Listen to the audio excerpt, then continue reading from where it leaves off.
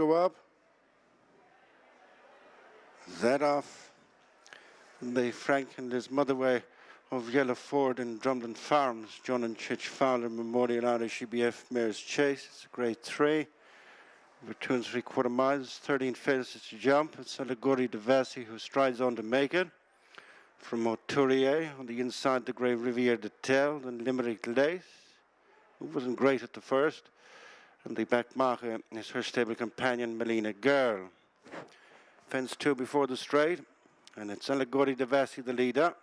Up and over from Riviere de Tel, and Hauturier, Limerick Lace, Melina Girl. Turning in for fences 3 and 4, it's Allegorie De Vassy, leading in her conqueror of 12 months ago, Riviere de Tel, red cap, followed by Hauturier, Limerick Lace, and Melina Girl is the back marker. Nicely spaced out from first to last. They make tracks to fence number 4. And the leader is Allegorie De Vassy and Paul Townend by a couple of lengths to Riviere de Tel and Sam Ewing, and then Hauturier, Sean O'Keefe, stable companion of the one in front, and then Limerick Lace, Mark Walsh. 5th of the 5 is Melina Girl and Sean Flanagan. Heading for the winning post the first time, having negotiated 4 of their 13 fences, it's Allegorie De Vassy with a reduced advantage of a length and a half over Riviere de Tel, who breaks a good 4 lengths clear of Hauturier in 3rd, then Limerick Lace, and finally Melina Girl. Making the bend towards the side of the track, where they will encounter 4 fences. It's Allegorie De Vassy leading the way to Riviere de Tel, then Hauturier, Limerick Lace, and Melina Girl. At the 5th, jumping off to the right, Riviere de Tel, as they go to their first ditch. Allegorie De Vassy, followed by Riviere de Tel. A few lengths cleared of Hauturier, Limerick Lace, and Melina Girl. The next plain fence, 3rd of the 4 on the uphill run. Up and over Allegorie De Vassy from Riviere de Tel. Hauturier, Limerick Lace is running a little flat.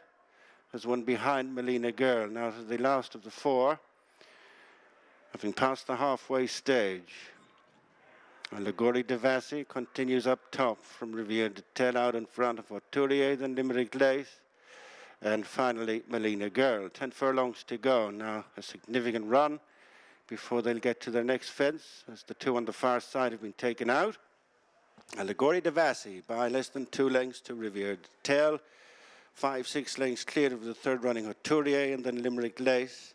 And last of all is Melina Girl in single file, racing to the final 9 furlongs. Another 5 fences left to jump as they bypass the 2 on the far side. Allegorie De Vassy and Paul Townend. The pole a lead of a couple of lengths over Riviere de Tel and Sam Ewing. A little bit closer in 3rd and 4th respectively, Hauturier, Sean O'Keefe, and alongside Limerick Lace, Mark Walsh out in front of the trailing Melina Girl and Sean Flanagan. Less than 7 furlongs to go.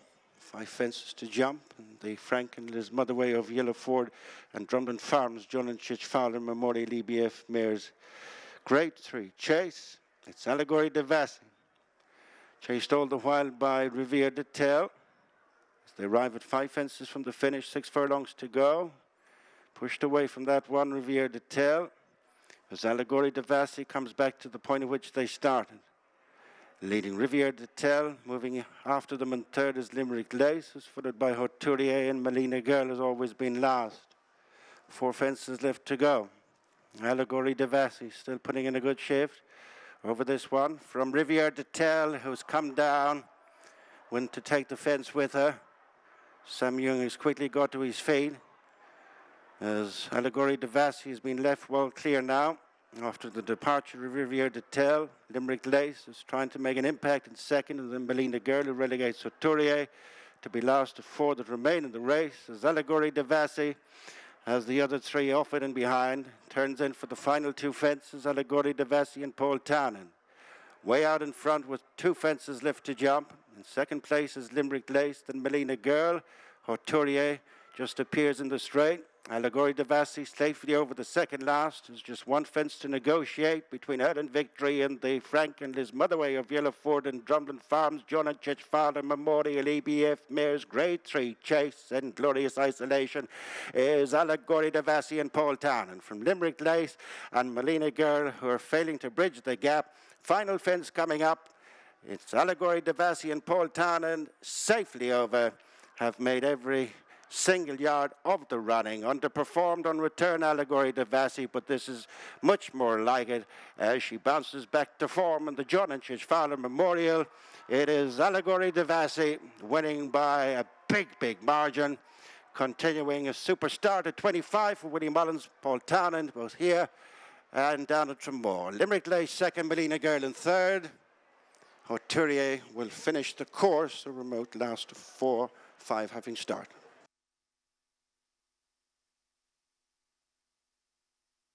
Yes, welcome back to Fairyhouse. Been a cracking start to 2025. And the man who joins me now, the champion trainer, Willie Mullins. 5 winners so far in the card. You've won both feature events, both here and obviously in Tramore. Firstly, Allegorie De Vassy. She was good today. She was good. Paul was keen to make the running. We weren't sure whether Riviere de Tel was going to make it. She has done plenty in the past, but he just said to me in the parade ring before the race, if she's not going, he'd like to go on. I said, just belt away. And she really enjoyed it. And she took a few blows out the front, but she had plenty in reserve. Jumped very well. We schooled her the other morning, and Paul was particularly pleased with how she schooled, why she schooled so well and jumped so well today. She hasn't been sort of as sharp as she could have been as she was today, I think, anyhow. And obviously jumped a lot better, which she couldn't butt on her seasonal reappearance at Cromwell. She never jumped the fence that day. Yeah, but anyhow, today worked. And obviously, when she's good, she's very good, isn't she? Yeah, she's just disappointed. We thought, I thought she was going to be a real good mare at one time. She is a good mare, but not as good as I thought she was. But whether we can ever get her to those heights where we aspire to go. That's our 4th, 5th win at graded level. Could we see her going back to the Opera Hat where I think she won last year, didn't she? Yeah, that's the next mare's race. It's back to 2 miles. We'll have a look. Yeah, I'm sure that's the obvious play to go. Yeah. Embassy Gardens, you must have been thrilled with him. He's won really well the feature down in Tramore in seasonal debut. Yes, I just rang Sean Mulrine before the race and I said, Sean, are you in Tramore? He said, no, Willie, I'm out in the sun here with 9 grandchildren and no TV reception. So, first world problem. And I'm sure he's very happy. Paddy Aspel will probably ring him and tell him, or I'll give him a shout myself after. But I loved the way he did it.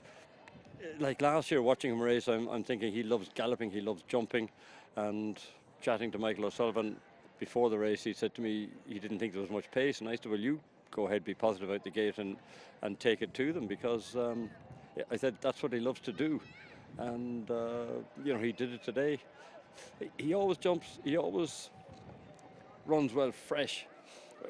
If I can keep him in that sort of form for the rest of the season, now that's going to be the trick with him. He does taper off at the end of the season, but since we are halfway through the season and this is his first run, maybe he'll hold on to his form a bit longer this year. Could he progress into an Irish national horse? Are you quite certain of what trip this horse ideally wants? Well, that's what everyone said to me here.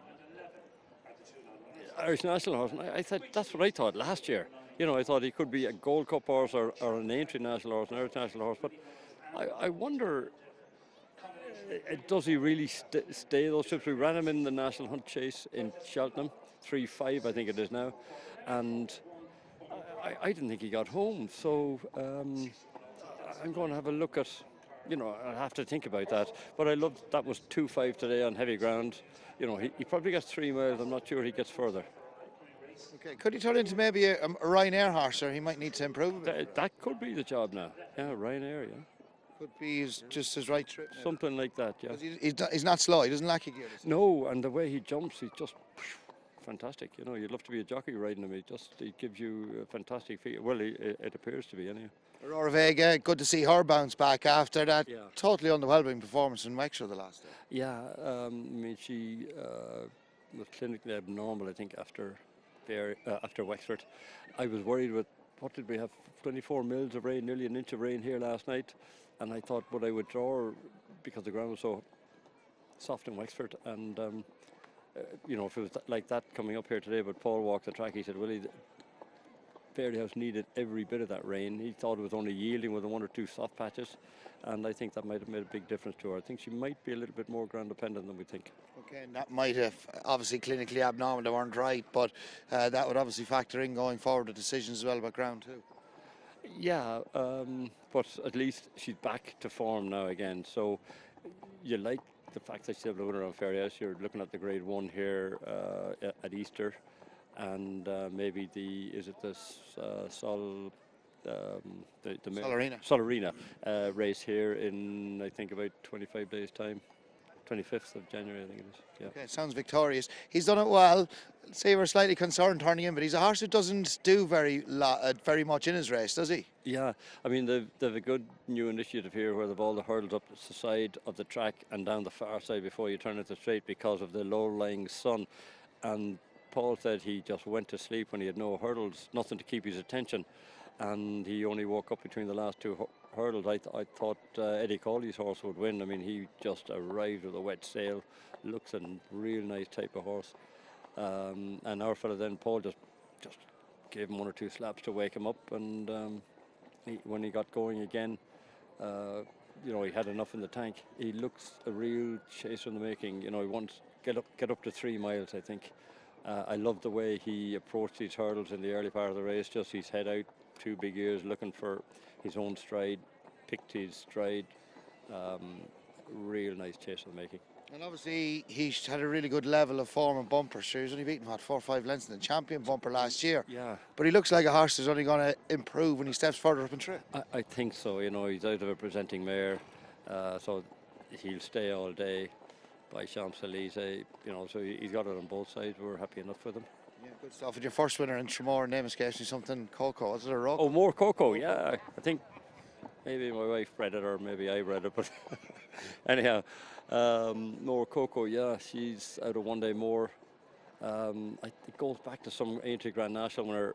I mean, he shows plenty of pace at home. He showed enough pace there today because he went around behind. I thought Brian was going to make the running, but he changed his mind when Rachel, I think, elected to make it all. And Brian just sat in, and Brian Hayes said to me afterwards that he had plenty of pace. And that's what he's shown Brian at home the few times he's ridden him work. But his pedigree is all stamina as well.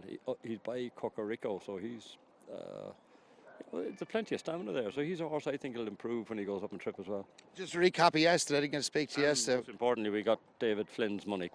The David Flynn maiden hurdle. David used to own Scullery that won the Triumph Hurdle, so every year I love going out to Tremor and taking it. Anyhow, yeah. So anyhow, thank you again, David. I just recap it yesterday. I was very taken by Saint Lucia. Saint Lucia, yeah, she's a lovely filly. When she came, like a lot of the French horses, they need a bit of time to acclimatise. She did, and her French form was nice, even though it was only 1 run. And I said we better run her if she's going to be any good. Let's find out. And she did it very well. I love the way she jumped. I love the way she galloped through the race, and then what she did from the last bend home. She just opened up. Paul said she was only getting going as they after the last, she was only getting going. So she looks top drawer.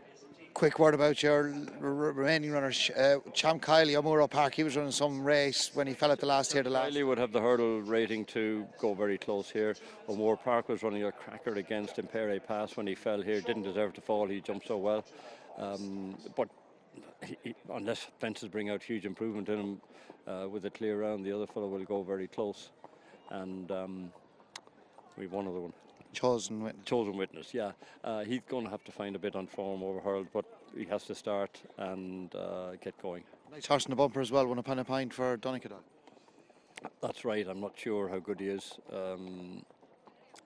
by triple threat, I think, and he's fitting well. That's all I can tell you about him. It's been a good start to 2025. Long may continue. Well done. Thanks very much, Kevin. Cheers. Bye. Watch live racing now on racingtv.com.